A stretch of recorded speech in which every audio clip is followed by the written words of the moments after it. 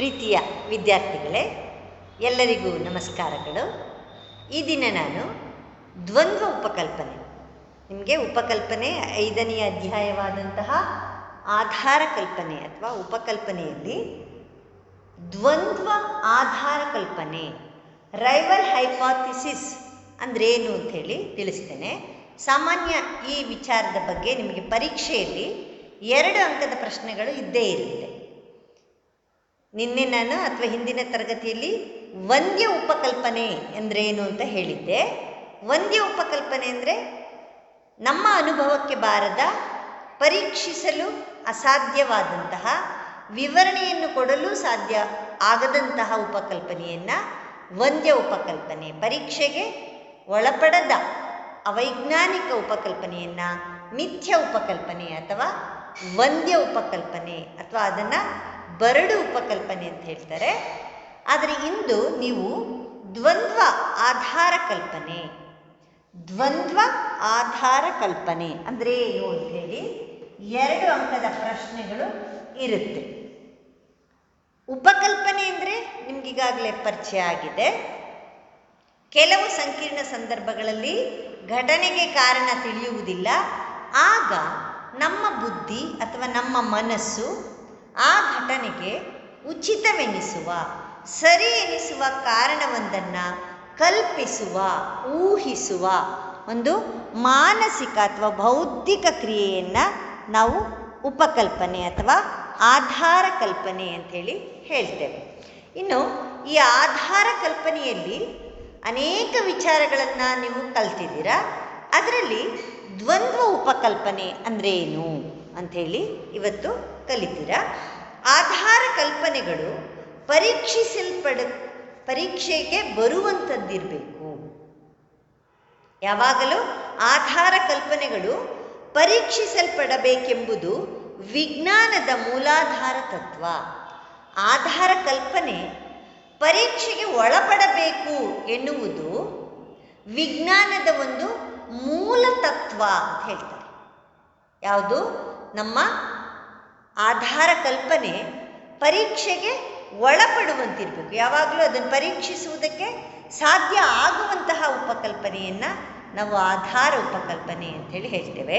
ಹಾಗಾಗಿ ಆಧಾರ ಉಪಕಲ್ಪನೆಗಳು, ನಮ್ಮ ಊಹೆಗಳು, ಕಲ್ಪನೆಗಳು ಪರೀಕ್ಷೆಗೆ ಒಳಪಡುವಂತೆ ಇರಬೇಕು. ಪರೀಕ್ಷಿಸಲ್ಪಡಬೇಕೆಂಬುದು ವಿಜ್ಞಾನದ ಒಂದು ಮೂಲ ತತ್ವವಾಗಿದೆ ಅಂತ ಹೇಳ್ತಾರೆ. ಯಾವುದೇ ಒಂದು ಘಟನೆಯನ್ನು ವಿವರಿಸಲು 2 ಅಥವಾ ಹೆಚ್ಚಿನ ಉಪಕಲ್ಪನೆಗಳು ವಿವರಿಸುವಂತಹ ದೃಷ್ಟಾಂತದಲ್ಲಿ ಬರುವ ಪ್ರತಿಯೊಂದು ಉಪಕಲ್ಪನೆಯು ಮತ್ತೊಂದರ ದ್ವಂದ್ವ. ಇಲ್ಲಿ ಯಾವುದೇ ಒಂದು ಘಟನೆಯನ್ನು, ಸಂಗತಿಯನ್ನು, ವಿಷಯವನ್ನು ವಿವರಿಸಬೇಕಾದ್ರೆ, ಯಾವುದೇ ಒಂದು ಘಟನೆಯನ್ನು ವಿವರಿಸಲು 2 ಅಥವಾ ಹೆಚ್ಚಿನ ಉಪಕಲ್ಪನೆಗಳು, 2 ಅಥವಾ 2ಕ್ಕಿಂತ ಹೆಚ್ಚಿನ ಉಪಕಲ್ಪನೆಗಳು ವಿವರಿಸುವಂತಹ ದೃಷ್ಟಾಂತ ಅಥವಾ ಉದಾಹರಣೆ ಅಥವಾ ಘಟನೆ ಅಂತ ಹೇಳ್ತಾರೆ. ಹೌದಾ? ಈ ದೃಷ್ಟಾಂತದಲ್ಲಿ ಬರುವ ಪ್ರತಿಯೊಂದು ಉಪಕಲ್ಪನೆಯೂ ಸಹ ಮತ್ತೊಂದರ ದ್ವಂದ್ವ.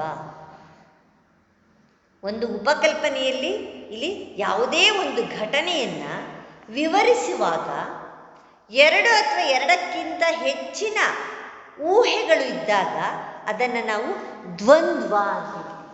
ದ್ವಂದ್ವ,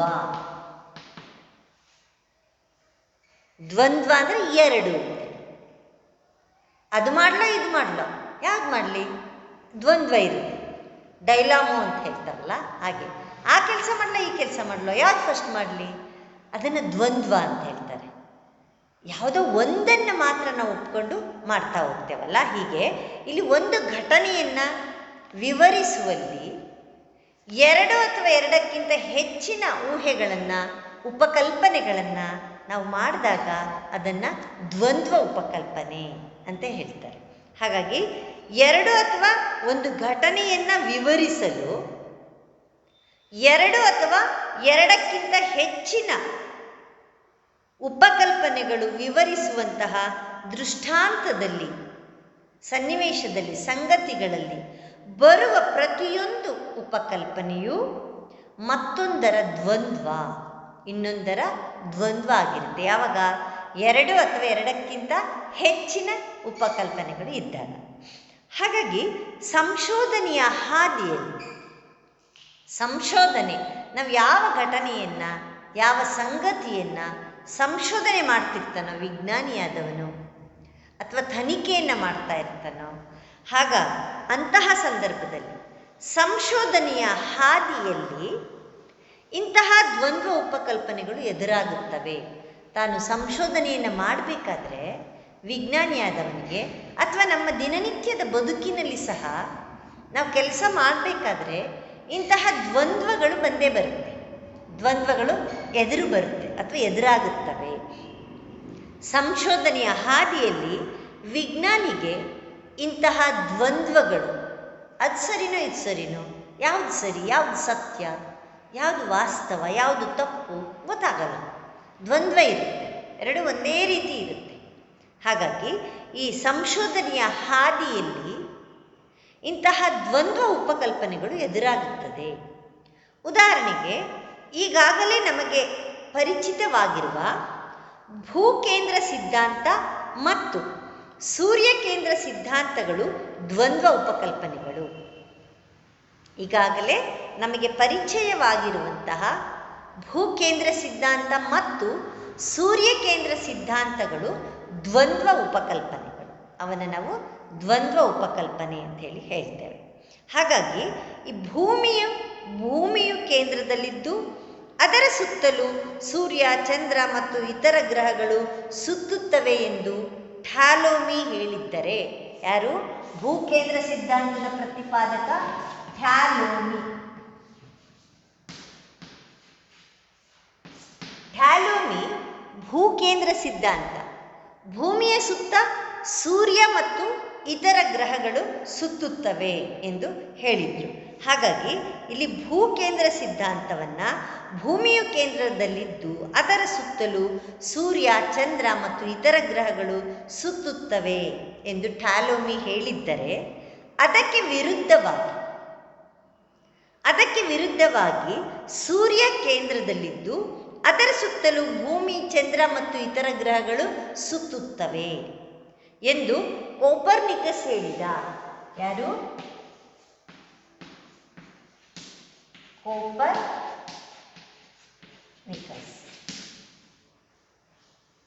ಇಲ್ಲಿ ಸೂರ್ಯ ಕೇಂದ್ರದಲ್ಲಿದ್ದು ಅದರ ಸುತ್ತಲೂ ಭೂಮಿ, ಚಂದ್ರ ಮತ್ತು ಇತರ ಗ್ರಹಗಳು ಸುತ್ತುತ್ತವೆ ಎಂದು ಕೋಪರ್ನಿಕಸ್ ಹೇಳಿದ್ದರು. ಭೂಮಿಯಲ್ಲಿ ನಮಗೆ ಅನುಭವಕ್ಕೆ ಬರುವ, ಭೂಮಿಯಲ್ಲಿ ಭೂಗ್ರಹದಲ್ಲಿ ನಾವು ವಾಸ ಮಾಡ್ತಾ ಇದ್ದೇವೆ, ಭೂಮಿಯಲ್ಲಿ ನಮ್ಮ ಅನುಭವಕ್ಕೆ ಬರುವ ಹಗಲು ರಾತ್ರಿ, ಮಳೆ ಮತ್ತು ಗಾಳಿಯ ಬೀಸುವಿಕೆ ಅಥವಾ ಋತುಮಾನದಲ್ಲಿ ಆಗುವ ಬದಲಾವಣೆ, ಮಳೆಗಾಲ, ಚಳಿಗಾಲ, ಬೇಸಿಗೆಗಾಲ. ಹೀಗಾಗಿ ಇಲ್ಲಿ ಭೂಗ್ರಹದಲ್ಲಿರುವ, ಭೂಮಿಯ ಮೇಲೆ ವಾಸಿಸುವ ನಾವು ಭೂಮಿಯಲ್ಲಿ ನಮಗೆ ಅನುಭವಕ್ಕೆ ಬರುವಂತಹ ಹಗಲು ರಾತ್ರಿಗಳು ಅಥವಾ ಮಳೆ ಗಾಳಿಗಳು, ಈ ಮುಂತಾದವುಗಳನ್ನು ಮೇಲಿನ ಎರಡು ಉಪಕಲ್ಪನೆಗಳು ಸರಿಸಮವಾಗಿ ವಿವರಿಸುತ್ತವೆ. ಈ ಎರಡು ಸಿದ್ಧಾಂತಗಳಿದೆಯಲ್ಲ, ಭೂಕೇಂದ್ರ ಸಿದ್ಧಾಂತ ಮತ್ತು ಸೂರ್ಯಕೇಂದ್ರ ಸಿದ್ಧಾಂತ, ಎರಡೂ ಸಹ ಈ ಹಗಲು ರಾತ್ರಿಗಳನ್ನು ಅಥವಾ ಮಳೆಗಾಲ, ಚಳಿಗಾಲ, ಬೇಸಿಗೆ ಕಾಲ, ಇವನ್ನ ಎರಡು ಸಿದ್ಧಾಂತಗಳು ಸರಿಸಮಾನವಾಗಿ ವಿವರಿಸುತ್ತವೆ. ಆದರೆ ದ್ವಂದ್ವ ಉಪಕಲ್ಪನೆ ಇರುವಲ್ಲಿ ಇಲ್ಲಿ ಎರಡು ದ್ವಂದ್ವಗಳಿದೆ. ಈ ದ್ವಂದ್ವ ಉಪಕಲ್ಪನೆಗಳು ಇರುವಲ್ಲಿ ಯಾವುದು ವಾಸ್ತವಿಕ ಸತ್ಯ, ಯಾವುದು ವಾಸ್ತವಿಕ ಅಥವಾ ಸತ್ಯ ಎನ್ನುವುದು ತೀರ್ಮಾನವಾಗಬೇಕು. ಇಲ್ಲಿ ಭೂಕೇಂದ್ರ ಸಿದ್ಧಾಂತ ಸತ್ಯನೋ, ಸೂರ್ಯಕೇಂದ್ರ ಸಿದ್ಧಾಂತ ಸತ್ಯನೋ ಅನ್ನುವುದು ತೀರ್ಮಾನವಾಗಬೇಕು. ಎರಡು ಉಪಕಲ್ಪನೆಗಳು ಸರಿ ಎನ್ನುವಂತಿದ್ದರೆ ಎರಡೂ ಉಪಕಲ್ಪನೆಗಳು ಸರಿ ಎನ್ನುವಂತಿದ್ದರೆ ಒಂದು ಘಟನೆಗೆ ಎರಡು ಕಾರಣಗಳು ಇರುತ್ತದೆ ಎಂದಾಗುತ್ತದೆ. ಒಂದು ಘಟನೆಗೆ ಎರಡು ಕಾರಣಗಳು ಇರುತ್ತವೆ ಎಂದಾಗುತ್ತೆ. ಇಲ್ಲಿ ಸೂರ್ಯಕೇಂದ್ರ ಸಿದ್ಧಾಂತ ಸರಿನೋ ಭೂಕೇಂದ್ರ ಸಿದ್ಧಾಂತ ಸರಿನೋ ಎನ್ನುವ ಇದರಲ್ಲಿ ಯಾವುದು ಸರಿ ಎನ್ನುವ ಸತ್ಯವನ್ನು ತಿಳಿಯುವುದು ಬಹಳ ಅಗತ್ಯ. ಇಲ್ಲಿ ಎರಡೂ ಉಪಕಲ್ಪನೆಗಳು ಸರಿ ಎನ್ನುವಂತಿದ್ದರೆ ಒಂದು ಘಟನೆಗೆ ಎರಡು ಕಾರಣಗಳು ಇರುತ್ತವೆ ಎಂದಾಗುತ್ತದೆ. ಎರಡೂ ಸರಿ ಅಂತ ಒಪ್ಕೊಳ್ಳೋದಾದರೆ ಟಾಲೊಮಿ ಹೇಳಿರೋದು ಸರಿ, ಕೊಪರ್ನಿಕಸ್ ಹೇಳಿರೋದು ಸರಿ ಅಂಥೇಳಿ ಎರಡನ್ನೂ ನಾವು ಒಪ್ಕೊಳ್ಳೋದಾದರೆ ಇಲ್ಲಿ ಎರಡು ಕಾರಣ ಇದೆ ಅಂತ ಹೇಳ್ದಂಗಾಗುತ್ತೆ. ಒಂದು ಘಟನೆಗೆ ಒಂದು ಕಾರಣ ಮಾತ್ರ ಇರುತ್ತೆ, ಒಂದು ಘಟನೆಗೆ ಎರಡೂ ಕಾರಣ ಇದೆ ಅಂತೇಳಿ ನಾವು ಒಪ್ಪಿದ ಹಾಗೆ ಆಗುತ್ತದೆ. ಆದರೆ ಇಲ್ಲಿ ಒಂದು ಘಟನೆಗೆ ಎರಡು ಕಾರಣಗಳು ಇರುತ್ತವೆ ಎಂದಾಗುತ್ತದೆ. ಇದು ವೈಜ್ಞಾನಿಕವಲ್ಲ, ಇದು ಅವೈಜ್ಞಾನಿಕ.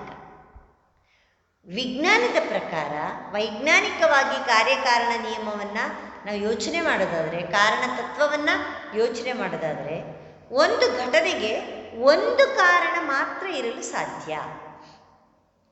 ಒಂದು ಘಟನೆಗೆ ಒಂದೇ ಕಾರಣ ಇರುತ್ತೆ ವೈಜ್ಞಾನಿಕವಾಗಿ. ಒಂದು ಘಟನೆಗೆ ಎರಡು ಕಾರಣಗಳನ್ನು ನಾವು ಒಪ್ಪಿದಾಗ ಅದು ಅವೈಜ್ಞಾನಿಕ, ವೈಜ್ಞಾನಿಕವಲ್ಲ ಅಂತೇಳಿ ಹೇಳ್ದಂಗಾಗುತ್ತೆ. ಇದು ಅವೈಜ್ಞಾನಿಕ. ಒಂದು ಘಟನೆಗೆ ಎರಡು ಕಾರಣಗಳಿವೆ ಎಂದಾದಾಗ ಅದನ್ನು ಅವೈಜ್ಞಾನಿಕ, ಅದು ವೈಜ್ಞಾನಿಕವಲ್ಲ. ಮೇಲೆ ಹೇಳಿದ ಭೂಕೇಂದ್ರ ಸಿದ್ಧಾಂತ ಮತ್ತು ಸೂರ್ಯಕೇಂದ್ರ ಸಿದ್ಧಾಂತಗಳ ನಡುವೆ ಯಾವುದಾದರೂ ಒಂದು ಸತ್ಯವೇ ಹೊರತು ಎರಡೂ ಸತ್ಯವಲ್ಲ. ಈ ಎರಡೂ ಸಿದ್ಧಾಂತಗಳಲ್ಲಿ ಯಾವುದು ಒಂದು ಸತ್ಯವಾಗಿರುತ್ತೆ, ಆದರೆ ಎರಡೂ ಸತ್ಯವಾಗಿರಲು ಸಾಧ್ಯವಿಲ್ಲ. ಸಂಶೋಧನೆಯ ಪ್ರಗತಿಯಲ್ಲಿ ಸೂರ್ಯಕೇಂದ್ರ ಸಿದ್ಧಾಂತವೇ ಸರಿ ಎಂದು ಕಂಡುಬಂದು ದ್ವಂದ್ವ ಉಪಕಲ್ಪನೆ ಕೊನೆಗೊಂಡಿತು.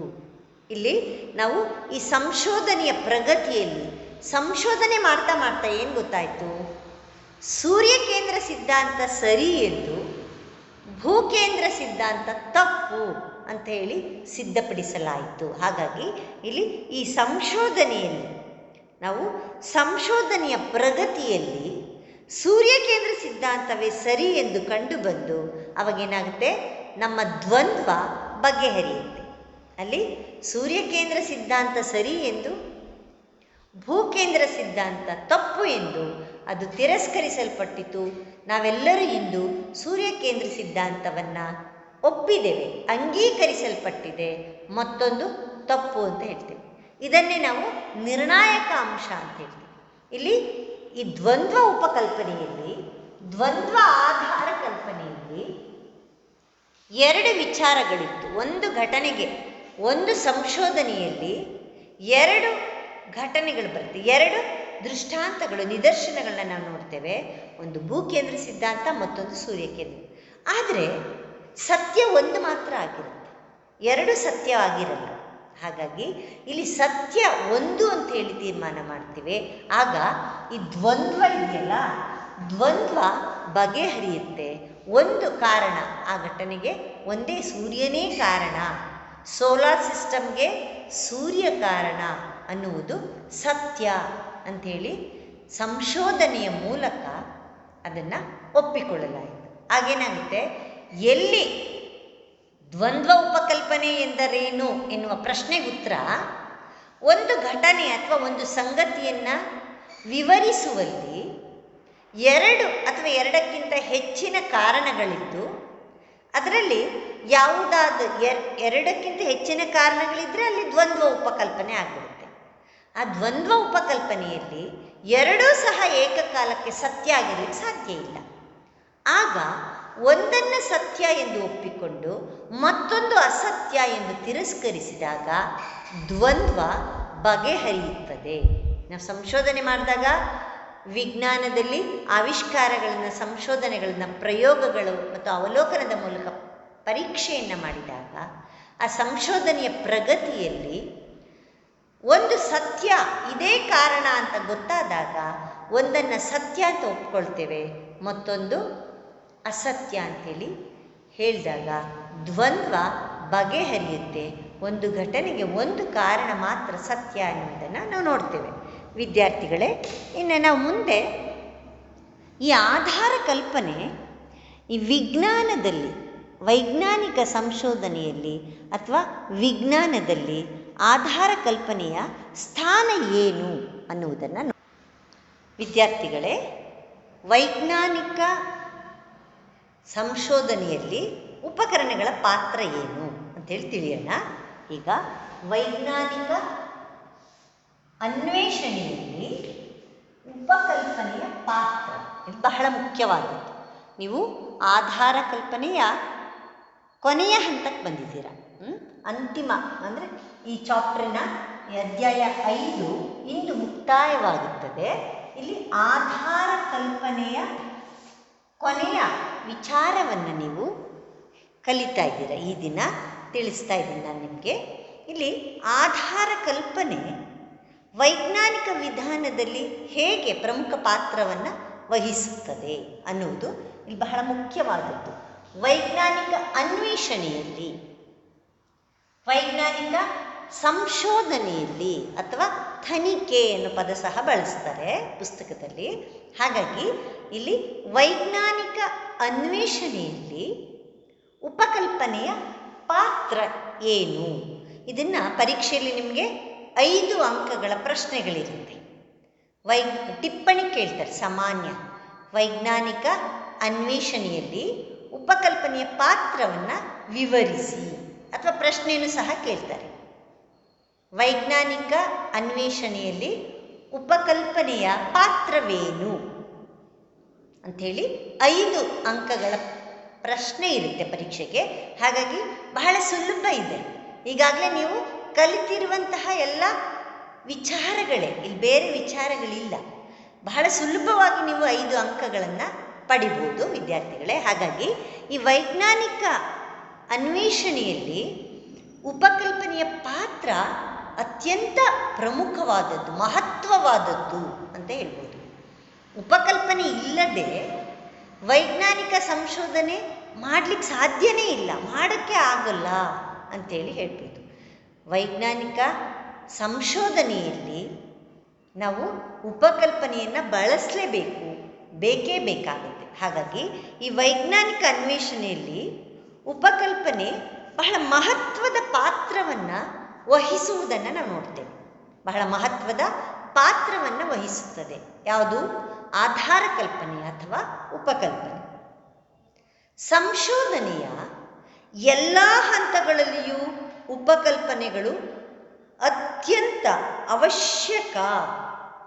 ನೀವು ಸಂಶೋಧನೆಯ ಎಲ್ಲ ಹಂತಗಳಲ್ಲಿಯೂ ನಿಮಗೆ ಉಪಕಲ್ಪನೆ ಅತ್ಯಂತ ಅವಶ್ಯಕ ಅನ್ನೋದನ್ನು ಇಲ್ಲಿ ಗಮನಿಸಬೇಕಾಗುತ್ತೆ.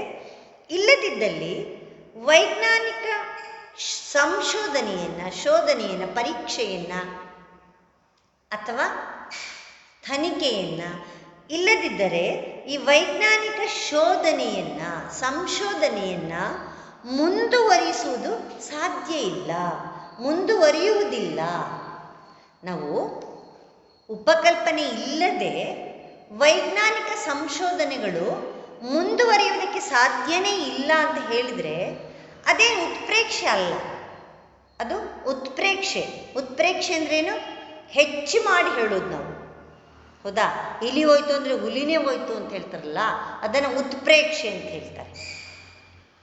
ಇಲ್ಲಿ ವೈಜ್ಞಾನಿಕ ಸಂಶೋಧನೆಯಲ್ಲಿ ಉಪಕಲ್ಪನೆ ಇಲ್ಲ ಅಂದರೆ ಆ ಶೋಧನೆಯನ್ನು ನಾವು ಮುಂದುವರಿಸೋದಕ್ಕೆ ಸಾಧ್ಯನೇ ಇಲ್ಲ. ಯಾಕೆಂದರೆ ಆಧಾರ ಕಲ್ಪನೆ, ಉಪಕಲ್ಪನೆ ಅಂತಕ್ಕಂಥದ್ದು ವಿಜ್ಞಾನದಲ್ಲಿ, ವಿಜ್ಞಾನದ ಸಂಶೋಧನೆಯ ಎಲ್ಲ ಹಂತಗಳಲ್ಲಿಯೂ ಆಧಾರ ಕಲ್ಪನೆ ನಮಗೆ ಬೇಕು. ಆದ್ದರಿಂದ ಈ ಉಪಕಲ್ಪನೆಯನ್ನು ನಾವು ಸಂಶೋಧನೆ ಮಾಡಬೇಕಾದ್ರೆ ಉಪಕಲ್ಪನೆ ಹೇಗೆ ಮುಖ್ಯವಾದ ಸ್ಥಾನವನ್ನು ವಿಜ್ಞಾನದಲ್ಲಿ ಅಥವಾ ವೈಜ್ಞಾನಿಕ ಅನ್ವೇಷಣೆಯಲ್ಲಿ ಆಧಾರ ಕಲ್ಪನೆಯ, ಉಪಕಲ್ಪನೆಯ ಸ್ಥಾನ ಬಹಳ ಮುಖ್ಯವಾದದ್ದು ವಿದ್ಯಾರ್ಥಿಗಳೇ. ಯಾಕೆಂದರೆ ನಾವು ಈ ವೈಜ್ಞಾನಿಕ ಸಂಶೋಧನೆಗಳನ್ನು ಮಾಡಬೇಕಾದ್ರೆ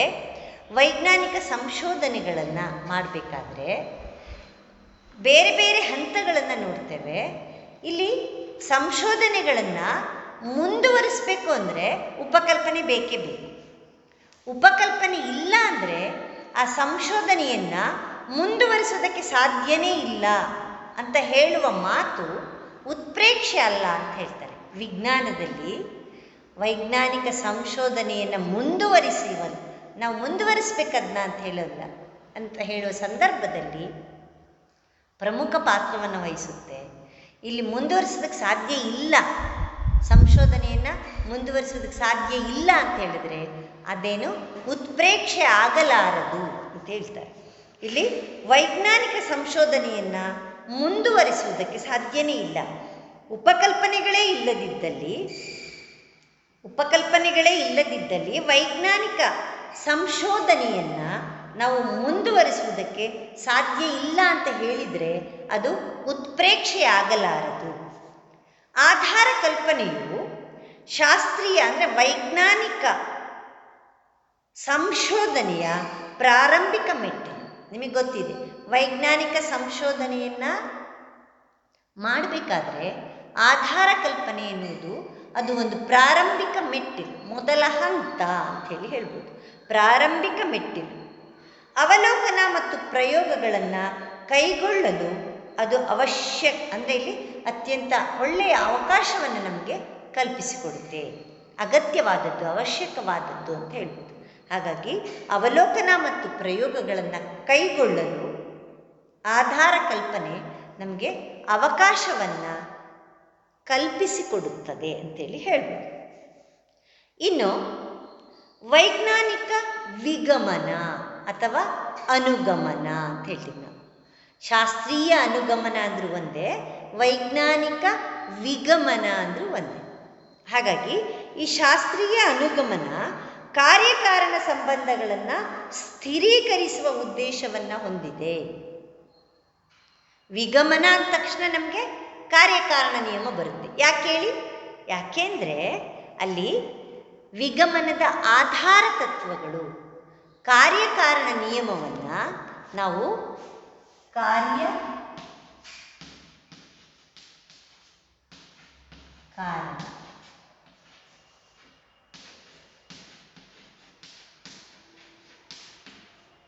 ಮತ್ತು ನಿಸರ್ಗದ ಏಕಪ್ರಕಾರ ನಿಯಮ.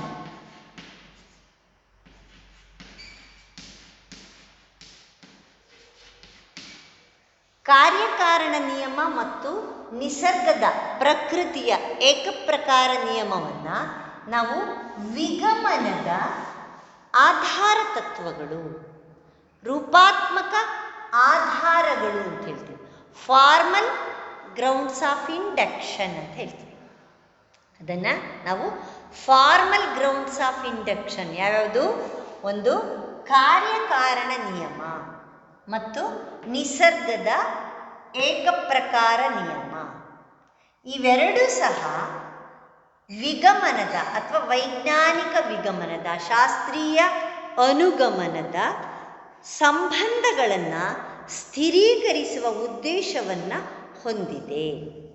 ವೈಜ್ಞಾನಿಕ ವಿಗಮನ ಅಂತಕ್ಕಂಥದ್ದು ಈ ಕಾರ್ಯಕಾರಣ ನಿಯಮವನ್ನು ಸ್ಥಿರೀಕರಿಸುವ, ಅಂದರೆ ಸ್ಪಷ್ಟಪಡಿಸುವ, ಸ್ಥಿರಗೊಳಿಸುವ, ಅದನ್ನು ಗಟ್ಟಿಗೊಳಿಸುವ ಅಥವಾ ಸರಿ ಎಂದು ಒಪ್ಪಿಕೊಳ್ಳುವ ಅಂತ. ಕಾರ್ಯಕಾರಣ, ಈ ವೈಜ್ಞಾನಿಕ ವಿಗಮನ ಅಂತಕ್ಕಂಥದ್ದು ಅಥವಾ ಶಾಸ್ತ್ರೀಯ ಅನುಗಮನ ಕಾರ್ಯಕಾರಣ ನಿಯಮವನ್ನು ಸ್ಥಿರೀಕರಿಸುವ, ಒಪ್ಪಿಕೊಳ್ಳುವ ಉದ್ದೇಶವನ್ನು ಹೊಂದಿದೆ. ಕಾರ್ಯಕಾರಣ ಸಂಬಂಧವನ್ನು ಸ್ಥಿರೀಕರಿಸುವ ಪ್ರಯತ್ನದಲ್ಲಿ ಉಪಕಲ್ಪನೆ ಅವಶ್ಯಕ. ಈ ಕಾರ್ಯಕಾರಣ ನಿಯಮವನ್ನು ಪ್ರೂವ್ ಮಾಡಬೇಕಾದ್ರೆ, ನಾವು ಅದನ್ನು ಸಮರ್ಥಿಸಬೇಕಾದ್ರೆ ನಮಗೆ ಉಪಕಲ್ಪನೆ ಬೇಕು. ಉಪಕಲ್ಪನೆ ನಮಗೆ ಸಹಾಯಕ್ಕೆ ಬರುತ್ತೆ. ಆದ್ದರಿಂದ ಅಂದರೆ ಇಲ್ಲಿ ವೈಜ್ಞಾನಿಕ ವಿಗಮನಕ್ಕೆ ಕಾರ್ಯಕಾರಣ ನಿಯಮವನ್ನು ವಿವರಿಸುವುದೇ ಅದರ ಉದ್ದೇಶ, ಆಧಾರ. ಈ ಆಧಾರವನ್ನು, ಕಾರ್ಯಕಾರಣ ನಿಯಮವನ್ನು ಸ್ಥಿರೀಕರಿಸುವುದಕ್ಕೆ ನಮಗೆ ಉಪಕಲ್ಪನೆ ಅವಶ್ಯಕ.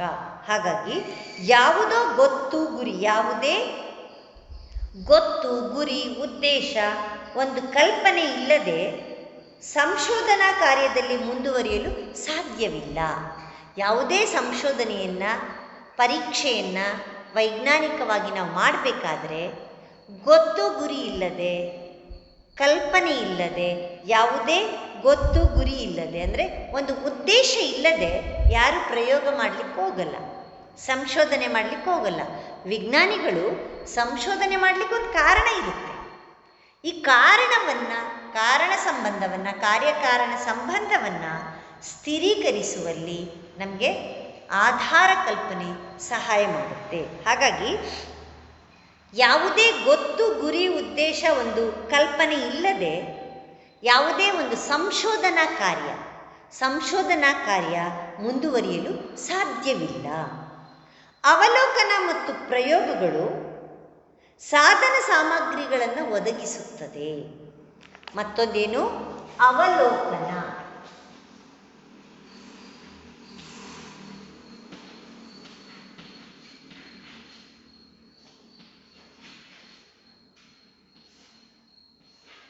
ಪ್ರಯೋಗ.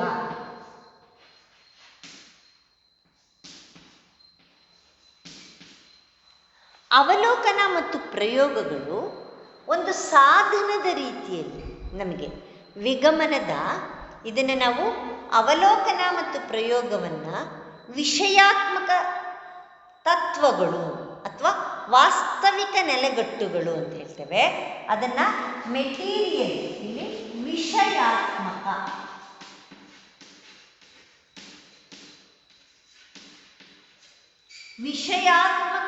ತತ್ವಗಳು, ಇದನ್ನು ನಾವು ಮೆಟೀರಿಯಲ್ ಗ್ರೌಂಡ್ಸ್ ಆಫ್ ಇಂಡಕ್ಷನ್ ಅಂತ ಹೇಳ್ತೀವಿ. ಯಾವುದನ್ನ? ಅವಲೋಕನ ಮತ್ತು ಪ್ರಯೋಗ. ಇವು ಒಂದು ಸಾಧನ ಸಲಕರಣೆಯ ರೀತಿಯಲ್ಲಿ ನಮಗೆ ವಿಜ್ಞಾನದಲ್ಲಿ ಕೆಲಸ ಮಾಡ್ತಾ ಹೋಗುತ್ತೆ. ಹಾಗಾಗಿ ಇಲ್ಲಿ ಅವಲೋಕನ ಮತ್ತು ಪ್ರಯೋಗಗಳು ಸಾಧನ ಸಾಮಗ್ರಿಗಳನ್ನು ಒದಗಿಸುತ್ತದೆ. ಯಾರಿಗೆ? ವಿಜ್ಞಾನಕ್ಕೆ ತನ್ನ ಸಂಶೋಧನಾ ಕ್ಷೇತ್ರಕ್ಕೆ ಸಂಶೋಧನೆ ಮಾಡಲಿಕ್ಕೆ, ಪರೀಕ್ಷೆ ಮಾಡಲಿಕ್ಕೆ ನಮಗೆ ಅವಲೋಕನ ಮತ್ತು ಪ್ರಯೋಗ, ಈ ಅವಲೋಕನ ಮತ್ತು ಪ್ರಯೋಗಗಳು ಒಂದು ಸಾಧನದ ರೀತಿಯಲ್ಲಿ ಸಹಾಯ ಮಾಡುತ್ತೆ. ಅದನ್ನು ನಾವು ಸಾಧನ ಸಾಮಗ್ರಿಗಳನ್ನು ಒದಗಿಸುತ್ತದೆ ಅಂತ ಹೇಳ್ತಾರೆ. ಯಾವುದು? ಅವಲೋಕನ ಮತ್ತು ಪ್ರಯೋಗ. ಇವನ್ನ ವಿಗಮನದ ವಾಸ್ತವಿಕ ನೆಲೆಗಟ್ಟುಗಳು, ಮೆಟೀರಿಯಲ್ ಗ್ರೌಂಡ್ಸ್ ಆಫ್ ಇಂಡಕ್ಷನ್ ಅಂತೇಳಿ ಹೇಳ್ತಾರೆ. ಹಾಗಾಗಿ ಇಲ್ಲಿ ಇವು ಸಾಧನ ಸಾಮಗ್ರಿಗಳು, ಅವಲೋಕನ ಮತ್ತು ಪ್ರಯೋಗಗಳು ಒಂದು ಸಂಶೋಧನೆಯ, ಪರೀಕ್ಷೆಯ, ವಿಜ್ಞಾನಿಗೆ ಬೇಕಾದಂತಹ ಸಾಧನ ಸಾಮಗ್ರಿಗಳನ್ನು ಒದಗಿಸುತ್ತದೆ. ಪ್ರತ್ಯೇಕ ನಿದರ್ಶನಗಳನ್ನು ಆಧರಿಸಿ ಸಾಮಾನ್ಯ ನಿಯಮಗಳನ್ನು ಇಲ್ಲಿ ಒಪ್ಪಿಕೊಳ್ಳಲಾಗುತ್ತದೆ, ಸ್ಥಿರೀಕರಿಸಲಾಗುತ್ತದೆ. ಪ್ರತ್ಯೇಕ ನಿದರ್ಶನಗಳನ್ನು, ಘಟನೆಗಳನ್ನು, ಸಂಗತಿಗಳನ್ನು ಆಧರಿಸಿ ಒಂದು ಸಾರ್ವತ್ರಿಕವಾದ ವಿಗಮನದ ಗುರಿ ಸಾರ್ವತ್ರಿಕ ಸತ್ಯವನ್ನು ಪಡೆಯುವುದು, ಸಾಮಾನ್ಯ ತರ್ಕವಾಕ್ಯವನ್ನು ಪಡೆಯುವುದು, ಯೂನಿವರ್ಸಲ್ ಪ್ರಪೋಸಿಷನ್, ಎಲ್ಲರಿಗೂ ಅನ್ವಯವಾಗುವಂತಹ, ಎಲ್ಲರೂ ಒಪ್ಪಬಹುದಾದಂತಹ ಸತ್ಯವನ್ನು ಹೇಳೋದು ವಿಗಮನದ, ವಿಜ್ಞಾನದ ಒಂದು ಗುರಿ, ಉದ್ದೇಶ. ಹಾಗಾಗಿ ಪ್ರತ್ಯೇಕ ನಿದರ್ಶನಗಳನ್ನು ಆಧರಿಸಿ ಸಾಮಾನ್ಯ ನಿಯಮವನ್ನು ಒಪ್ಪಿಕೊಳ್ಳುವುದು, ಸ್ಥಿರೀಕರಿಸುವುದು. ಅಂದರೆ ಇಲ್ಲಿ ಸಾಮಾನ್ಯ ನಿಯಮಗಳನ್ನು ನಾವು ಒಪ್ಪಿಕೊಳ್ಬೇಕಾಗುತ್ತೆ. ಹಾಗಾಗಿ ಆಧಾರ ಕಲ್ಪನೆಯು ತನಿಖೆಯ ನಿರ್ದಿಷ್ಟ ದಿಕ್ಕನ್ನು ಸೂಚಿಸುತ್ತದೆ. ಸಂಶೋಧನೆಯ ಒಂದು ದಿಕ್ಕನ್ನು ಯಾವುದ್ರ ಮೂಲಕ? ಈ ಕಾರ್ಯಕಾರಣ ನಿಯಮ, ನಿಸರ್ಗದ ಏಕಪ್ರಕಾರ ನಿಯಮ ಮತ್ತು ಅವಲೋಕನ ಮತ್ತು ಪ್ರಯೋಗದ ಮೂಲಕ ಸಂಶೋಧನೆಯ ಒಂದು ದಿಕ್ಕನ್ನು ಸೂಚಿಸುತ್ತದೆ.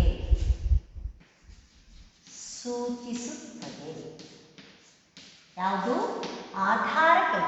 ಅಥವಾ ಉಪಕಲ್ಪನೆ ಒಂದು ಸಂಶೋಧನೆಯ ದಿಕ್ಕನ್ನು, ನಿರ್ದಿಷ್ಟವಾದ ದಿಕ್ಕನ್ನು, ಖಚಿತವಾದ ನಿರ್ದಿಷ್ಟವಾದ, ಇಲ್ಲಿ ಬಹಳ ಪ್ರಮುಖವಾದ ಆ ಸಂಶೋಧನೆಗೆ ಅಗತ್ಯವಾದ ಒಂದು ದಿಕ್ಕನ್ನು ಸೂಚಿಸುತ್ತದೆ.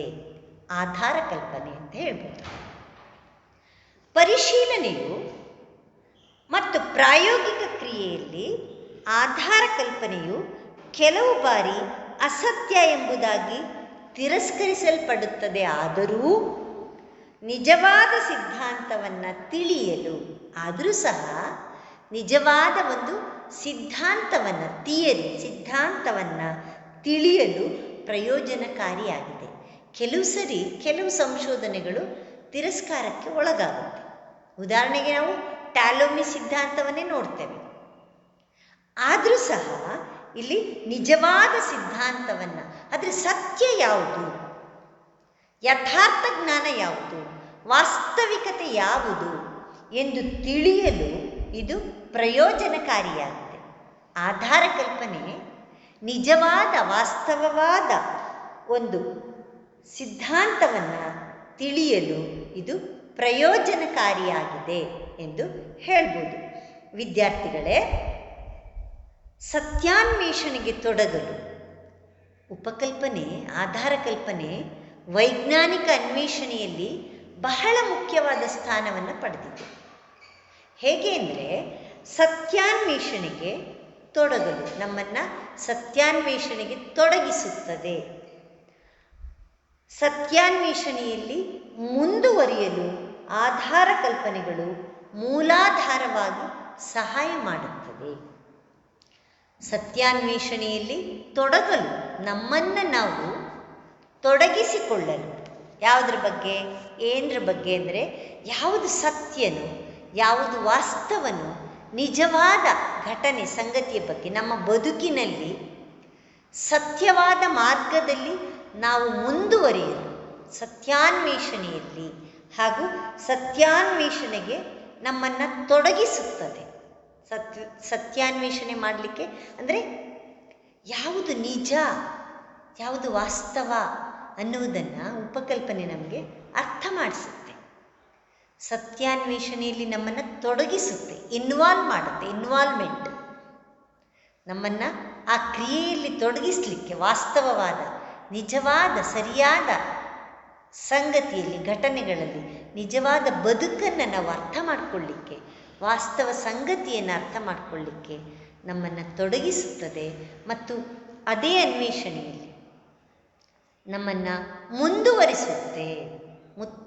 ಗಾಂಧೀಜಿ, ಸತ್ಯಾನ್ವೇಷಣೆ ಅಂದ ತಕ್ಷಣ ನಮಗೆ ಗಾಂಧೀಜಿ ನೆನಪಾಗುತ್ತೆ. ಗಾಂಧೀಜಿ ಹೇಗೆ ಯಾವುದೇ ಸಮಸ್ಯೆ ಬಂದರೂ, ಎಷ್ಟೇ ಕಷ್ಟ ಬಂದರೂ ಅವರು ಸತ್ಯಾನ್ವೇಷಣೆಯಲ್ಲಿ ತೊಡಗೋದನ್ನು ಬಿಡಲಿಲ್ಲ ವಿದ್ಯಾರ್ಥಿಗಳೇ. ಹಾಗಾಗಿ ಇಲ್ಲಿ ಗಾಂಧೀಜಿಯ ಮಾರ್ಗದಲ್ಲಿ ನಮ್ಮನ್ನು ಮುಂದುವರಿಸಲು, ನಮ್ಮ ಬದುಕನ್ನು ರೂಪಿಸ್ಕೊಳ್ಳಿಕ್ಕೆ, ವಿಜ್ಞಾನಿಗೆ ಮಾತ್ರ ಅಲ್ಲ, ಸತ್ಯಾನ್ವೇಷಣೆ ಅಂತಕ್ಕಂಥದ್ದು ಎಲ್ಲರಿಗೂ ಬೇಕು. ಸತ್ಯಾನ್ವೇಷಣೆ ಅಂದ್ರೇನು? ನಿಜವಾದ ವಾಸ್ತವವಾದ ಸಂಗತಿಯನ್ನು ಅರ್ಥ ಮಾಡಿಕೊಳ್ಳೋದು, ಭ್ರಮೆಯನ್ನು, ಸುಳ್ಳನ್ನು, ಅವಾಸ್ತವಿಕತೆಯನ್ನು, ಭ್ರಮೆಯಿಂದ ಹೊರಗೆ ಬರೋದು, ನಿಜವನ್ನು, ಸತ್ಯ ಅಂದರೆ ಇಲ್ಲಿ ನಿಜವಾದ ಸರಿಯಾದ ಮಾರ್ಗದಲ್ಲಿ ನಾವು ತೊಡಗಿಕೊಳ್ಳಲು ನಮಗೆ ಆಧಾರ ಕಲ್ಪನೆ ಬಹಳ ಸಹಾಯ ಮಾಡುತ್ತೆ ಅಂತೇಳಿ ಹೇಳ್ಬೋದು. ಹಾಗಾಗಿ ವಿಜ್ಞಾನಿಯಾದವನಿಗೆ ಎಷ್ಟು ಮಹತ್ವನೋ ಎಲ್ಲರ ಬದುಕಿಗೂ ಸಹ ಆಧಾರ ಕಲ್ಪನೆ ಎನ್ನುವುದು, ಉಪಕಲ್ಪನೆ ಅಂತಕ್ಕಂಥದ್ದು ಅತ್ಯಂತ ಅವಶ್ಯಕವಾಗುತ್ತೆ. ಹಾಗಾಗಿ ಇಲ್ಲಿ ವಿಜ್ಞಾನಿಯಾದವನಿಗೆ, ಇಲ್ಲಿ ನಾವು ವೈಜ್ಞಾನಿಕ ಅನ್ವೇಷಣೆಯಲ್ಲಿ ಉಪಕಲ್ಪನೆಯ ಪಾತ್ರವನ್ನು ಅರ್ಥ ಮಾಡ್ಕೊತಿದ್ದೀವಿ. ಹಾಗಾಗಿ ಇಲ್ಲಿ ವಿಜ್ಞಾನಿಯಾದವನಿಗೆ ಸತ್ಯಾನ್ವೇಷಣೆಗೆ ತೊಡಗಲು, ಸತ್ಯಾನ್ವೇಷಣೆಯಲ್ಲಿ ಮುಂದುವರಿಯಲು ಆಧಾರ ಕಲ್ಪನೆಗಳು ನಮಗೆ ಮೂಲಾಧಾರ ಅಂದರೆ ಅತ್ಯಂತ ಪ್ರಮುಖವಾದ ಒಂದು ಆಧಾರವಾಗಿ ಸಹಾಯಕವಾಗಿದೆ ಎನ್ನುವುದು ಇಲ್ಲಿ ಅತ್ಯಂತ ಮುಖ್ಯವಾದಂಥ ಸಂಗತಿಯಾಗುತ್ತೆ. ಆಧಾರ ಕಲ್ಪನೆಯು ನಿಗಮನವನ್ನು ಸಾಧ್ಯಗೊಳಿಸುತ್ತದೆ. ಅವಲೋಕನದ ಪರಿಣಾಮಗಳು ಅನಿಶ್ಚಿತವಾಗಿರುವ ಸನ್ನಿವೇಶಗಳಲ್ಲಿ ಮತ್ತು ಪ್ರಯೋಗಗಳನ್ನು ಕೈಗೊಳ್ಳಲಾಗದ ಸನ್ನಿವೇಶಗಳಲ್ಲಿ ಕಾರ್ಯಕಾರಣ ಸಂಬಂಧಗಳನ್ನು ಸಿದ್ಧಪಡಿಸಲು ಒಂದು ಗ್ರಹಿಕೆ ಬೇಕಾಗುತ್ತೆ. ಕೆಲವು ಸರಿ ಅವಲೋಕನೂ ಮಾಡಲಿಕ್ಕಾಗಲ್ಲ, ಪ್ರಯೋಗನೂ ಮಾಡೋಕ್ಕಾಗಲ್ಲ. ಅವಲೋಕನೂ ಸಾಧ್ಯ ಇಲ್ಲ, ಪ್ರಯೋಗನೂ ಸಾಧ್ಯ ಇಲ್ಲ ಅನ್ನುವ ಸಂದರ್ಭದಲ್ಲಿ ಕಾರ್ಯಕಾರಣ ಸಂಬಂಧಗಳನ್ನು ಸಿದ್ಧಪಡಿಸೋದಕ್ಕೆ, ಈ ಘಟನೆಗೆ ಇದೇ ಕಾರಣ ಅಂತ ಹೇಳಲಿಕ್ಕೆ ನಮಗೆ ಒಂದು ಗ್ರಹಿಕೆ ಬೇಕು. ಏನು? ಗ್ರಹಿಕೆ. ಗ್ರಹಿಕೆ, ಊಹೆ, ಅಥವಾ ಅದನ್ನೇ ನೀವು ಲಾಜಿಕಲ್ಲಿ ಹೇಳೋದಾದರೆ ಅಥವಾ ತರ್ಕಶಾಸ್ತ್ರದಲ್ಲಿ ಅನುಮಾನ ಅಂತ. ಊಹೆ, ಅನುಮಾನ ಅಂದ್ರೇನು? ತಿಳಿದಿರುವ ಸತ್ಯಾಂಶಗಳ ಸಹಾಯದಿಂದ ತಿಳಿಯದಿರುವ ಸತ್ಯಾಂಶಗಳ ಕಡೆಗೆ ಹೋಗುವ ಒಂದು ಬೌದ್ಧಿಕ ಕ್ರಿಯೆಯನ್ನು ನಾವು ಅನುಮಾನ ಅಂತ ಹೇಳ್ತೀವಿ. ಅಂದರೆ ಗೊತ್ತಿರುವ ಸಂಗತಿಯಿಂದ ಅದರ ಆಧಾರದ ಮೇಲೆ ಗೊತ್ತಿಲ್ಲದ ಸಂಗತಿಯ ಕಡೆಗೆ ಹೋಗುವ ಒಂದು ಮಾನಸಿಕ ಕ್ರಿಯೆ. ಹಾಗಾಗಿ ಇಲ್ಲಿ ನಾವು ಯಾವಾಗ ಘಟನೆಗಳಿಗೆ ಕಾರಣ ಗೊತ್ತಾಗಲ್ವೋ ಅಲ್ಲಿ ಅವಲೋಕನ ಮಾಡೋಕ್ಕಾಗಲ್ಲ, ಪ್ರಯೋಗನೂ ಮಾಡೋಕ್ಕಾಗಲ್ಲ. ಅಂತಹ ಸಂದರ್ಭದಲ್ಲಿ ನಾವು ಒಂದು ಊಹೆ ಮಾಡ್ತೇವೆ, ಒಂದು ಹೋಲಿಕೆ ಮಾಡ್ತೇವೆ ಅಥವಾ ಊಹೆಯನ್ನು ಮಾಡ್ತೇವೆ. ಗ್ರಹಿಸೋದು, ಗೃಹೀತ ತತ್ವ, ಗ್ರಹಿಸೋದು. ಆ ಗ್ರಹಿಕೆಯನ್ನು ಹೀಗೆ ಗ್ರಹಿಸಬೇಕಾಗುತ್ತೆ, ಗ್ರಹಿಕೆ ನಮಗೆ ಬೇಕಾಗುತ್ತದೆ. ಕೆಲವು ಸಂದರ್ಭಗಳಲ್ಲಿ ಘಟನೆಗೆ ಕಾರಣ ತಿಳಿಯದಿದ್ದಾಗ ನಾವು ಒಂದು ಊಹೆಯನ್ನು ಮಾಡ್ತೇವೆ. ಆ ಊಹೆಯನ್ನು ಹೀಗೆ ಕಲ್ಪಿತ ಗ್ರಹಿಕೆಯನ್ನು ಆಧರಿಸಿ ಪರಿಣಾಮಗಳನ್ನು ಊಹಿಸಬಹುದು. ನಾವು ಕಲ್ಪಿಸ್ಕೋತೇವೆ. ಈ ಕಲ್ಪನೆ ನಮ್ಮ ಈ ಬೌದ್ಧಿಕ ಕ್ರಿಯೆಯ ಮೂಲಕ, ಮಾನಸಿಕ ಕ್ರಿಯೆಯ ಮೂಲಕ ಕೆಲವು ಕಲ್ಪನೆಗಳನ್ನು ಮಾಡ್ಕೋತಾ ಹೋಗ್ತೇವೆ. ಹೀಗೆ ಕಲ್ಪಿತ ಗ್ರಹಿಕೆಗಳನ್ನು ಆಧರಿಸಿ ಅದರ ಪರಿಣಾಮವನ್ನು, ಪ್ರತಿಫಲವನ್ನು, ಆ ಪ್ರತಿಫಲವನ್ನು ನಾವು ಊಹಿಸ್ತಾ ಹೋಗ್ತೇವೆ. ಹೀಗೆ ಊಹಿಸಬಹುದು ಮತ್ತು ಅವುಗಳನ್ನು ನಮ್ಮ ಅನುಭವದ ವಾಸ್ತವಿಕ ಘಟನೆಗಳೊಂದಿಗೆ ಪರಿಶೀಲಿಸಬೇಕಾಗುತ್ತೆ. ಯಾವಾಗ ನಮಗೆ ಘಟನೆಗಳ ಕಾರಣ ಗೊತ್ತಿರಲ್ವೋ ಆಗ ನಮ್ಮ ಮನಸ್ಸು, ನಮ್ಮ ಬುದ್ಧಿ ಕೆಲವು ಗ್ರಹಿಕೆಗಳನ್ನು, ಊಹೆಗಳನ್ನು ಮಾಡ್ತಾ ಹೋಗುತ್ತೆ. ವಿದ್ಯಾರ್ಥಿಗಳೇ, ಈ ಊಹೆಗಳನ್ನು, ಗ್ರಹಿಕೆಗಳನ್ನು ಮಾಡಬೇಕಾದ್ರೆ ಅದು ನಮ್ಮ ದಿನನಿತ್ಯದ ಬದುಕಿನ ವಾಸ್ತವಿಕ ಸಂಗತಿಗಳಿಗೆ ಅನುಗುಣವಾಗಿದೆಯಾ ಅನ್ನೋದನ್ನು ಸಹ ಇದು ಪರಿಶೀಲನೆ ಮಾಡುತ್ತೆ. ಅದಕ್ಕನುಗುಣವಾಗಿ ಇದು ಊಹೆಯನ್ನು ತಿಳಿಸ್ತಾ ಅಥವಾ ಕಲ್ಪನೆಯನ್ನು ಮಾಡ್ತಾ ಹೋಗುತ್ತೆ. ಇದು ನಿಜವಾದ ಆಧಾರ ಕಲ್ಪನೆ.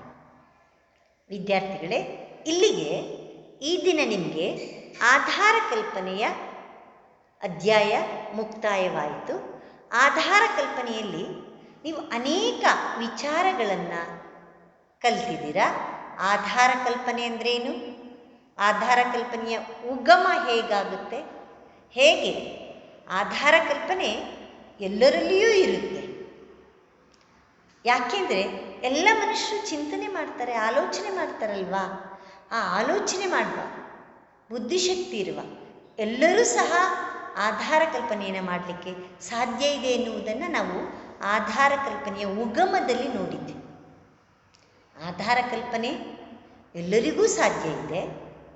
ಆದರೆ ಯಾರಿಗೆ ಮುಕ್ತವಾದ ಮನಸ್ಸು, ನಿಷ್ಕಲ್ಮಶವಾದ ಮನಸ್ಸು, ಪೂರ್ವಗ್ರಹವಿಲ್ಲದ ಬುದ್ಧಿ ಮತ್ತು ಆತ್ಮಸ್ಥೈರ್ಯ, ಮತ್ತು ಪೂರ್ವಗ್ರಹ ಇರಬಾರ್ದು, ಪ್ರೆಜುಡಿಸ್ ಇರಬಾರ್ದು, ಮುಕ್ತವಾದ ಮನಸ್ಸಿರಬೇಕು. ಯಾರಿಗೆ ಪೂರ್ವಗ್ರಹ ಇಲ್ಲದ ನಿಷ್ಪಕ್ಷಪಾತವಾದ ಆಲೋಚನೆ ಮಾಡುವ ಸಾಮರ್ಥ್ಯ ಇರುತ್ತೋ ಮತ್ತು ಶ್ರಮ, ಸಹನೆ, ಪ್ರೀತಿ, ಆ ಕೆಲಸ, ಉಪಕಲ್ಪನೆ, ತಾವು ಮಾಡುವ ಸಂಶೋಧನೆಯ ಬಗ್ಗೆ ಪ್ರೀತಿ ಇರಬೇಕು, ಇಷ್ಟ ಇರಬೇಕು, ಆಸಕ್ತಿ ಇರಬೇಕು, ಶ್ರದ್ಧೆ ಇರಬೇಕು. ಅಂಥ ವ್ಯಕ್ತಿ ಮಾತ್ರ ಆಧಾರ ಕಲ್ಪನೆಯನ್ನು ಮಾಡಲಿಕ್ಕೆ ಸಾಧ್ಯ ಇದೆ. ಇದು ಎಲ್ಲರಿಗೂ ಸಾಧ್ಯ, ಆದರೆ ಈ ಪ್ರಯತ್ನ ಮುಖ್ಯ ಆಗುತ್ತೆ. ಮತ್ತು ಆಧಾರ ಕಲ್ಪನೆ ಯಾವ ಕಾಲ ದೇಶ ಯಾವಾಗಲಾದರೂ ಆಗ್ಬೋದು, ಯಾವ ಸ್ಥಳದಲ್ಲಿ ಬೇಕಾದರೂ ಆಗ್ಬೋದು, ಕಾಲಾತೀತವಾದದ್ದು ಅಂತ ಹೇಳ್ತಾರಲ್ಲ. ಇದಕ್ಕೆ ಕಾಲ ದೇಶಗಳ ನಿಯಮವಿಲ್ಲ. ಇಂಥದ್ದು ಮಾಡ್ಬೋದು, ಇಂಥದ್ದು ಮಾಡೋಂಗಿಲ್ಲ ಅಂತಲೂ ಇಲ್ಲ. ಯಾರು ಬೇಕಾದರೂ ಮಾಡ್ಬೋದು. ಆದರೆ ಯಾರಲ್ಲಿ ಕ್ರಿಯಾತ್ಮಕವಾದ ಮನಸ್ಸಿರುತ್ತೋ ಅವರು ಮಾತ್ರ ಆಧಾರ ಕಲ್ಪನೆಯನ್ನು, ಉಪಕಲ್ಪನೆಯನ್ನು, ಊಹಾ ಪ್ರತಿಜ್ಞೆಯನ್ನು ಮಾಡಲಿಕ್ಕೆ ಸಾಧ್ಯ ಇದೆ.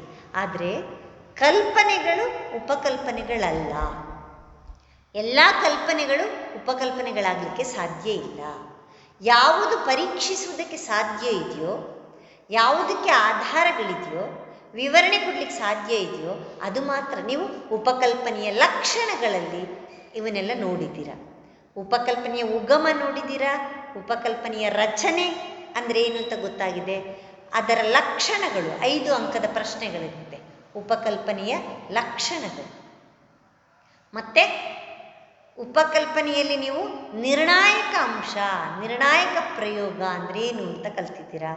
ಹಾಗೆಯೇ ಇಲ್ಲಿ ಕಾರ್ಯಕಾರಣಿ ಉಪಕಲ್ಪನೆ, ವರ್ಕಿಂಗ್ ಹೈಪಾಥಿಸಿಸ್, ಅದನ್ನು ಅಂದರೆ ಈ ಕ್ರಿಯಾತ್ಮಕವಾದ ಉಪಕಲ್ಪನೆ ಅಂದರೆ ಏನು, ಕ್ರಿಯಾಶೀಲ ಕಾರ್ಯಾಚರಣೆಯ ಉಪಕಲ್ಪನೆ ಅಂದರೆ ಏನು ಅನ್ನೋದನ್ನು ಕಲ್ತಿದ್ದೀರಾ. ಹೀಗೆ ವಿದ್ಯಾರ್ಥಿಗಳೇ ಅನೇಕ ವಿಚಾರಗಳನ್ನು ನಿಮಗೆ ಈ ಆಧಾರ ಕಲ್ಪನೆ ಎನ್ನುವ ಅಧ್ಯಾಯ ಬಹಳ ಆಸಕ್ತಿದಾಯಕವಾಗಿತ್ತು. ಅನೇಕ ವಿಚಾರಗಳನ್ನು ನಿಮ್ಮ ಬದುಕಿಗೂ ನಿಮ್ಮ ಪರೀಕ್ಷೆಗೆ ಅಗತ್ಯವಾದ ಪಾಠ ಇದು. ಬಹಳ ಉತ್ತಮ, ಅನೇಕ ಪ್ರಶ್ನೆಗಳು ಬರುತ್ತೆ ಪರೀಕ್ಷಾ ದೃಷ್ಟಿಯಿಂದ. ಹಾಗೂ ನೀವು ವಿಚಾರವಂತರಾಗಬೇಕು, ವೈಚಾರಿಕತೆಯನ್ನು ರೂಢಿಸ್ಕೋಬೇಕು, ಸತ್ಯಾನ್ವೇಷಣೆಯಲ್ಲಿ ತೊಡಗಬೇಕು, ನಿಜವನ್ನು, ವಾಸ್ತವಿಕತೆಯನ್ನು ಅರ್ಥ ಮಾಡ್ಕೋಬೇಕು ಅಂದರೆ ಈ ಆಧಾರ ಕಲ್ಪನೆಯ ಪಾತ್ರ ಬಹಳ ಮುಖ್ಯವಾದದ್ದು.